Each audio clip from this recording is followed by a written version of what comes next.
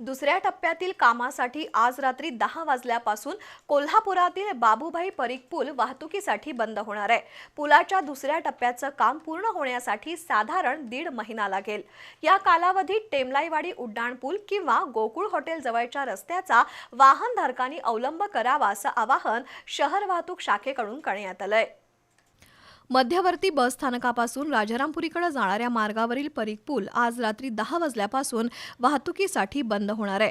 परीख पुलाखालील रस्ता आणि गटारीची कामं करण्यासाठी या मार्गावरील वाहतूक बंद होणार आहे। परीख पुलाच्या पहिल्या टप्प्यात दोन्ही बाजूला सिमेंटचे रस्ते झाले, पण पुलाखालील खड्डेमय रस्ता, ओसंडून वाहणारं ड्रेनेजचं चेंबर आणि वाकलेली लोखंडी जाळी यामुळे महापालिका प्रशासनावर टीकेची झोड उठली। त्यानंतर आता पुन्हा दुसऱ्या टप्प्यातील कामं सुरू होणार आहेत। परीख पुलाखाली साचणाऱ्या सांडपाण्यामुळे वाहनधारक आणि नागरिकांना दुर्गंधीचा सामना करावा लागतो। अशावेळी दुसऱ्या टप्प्यात तरी परीख पुलाची दुर्दशा दूर केली जाईल अशी आशा आहे।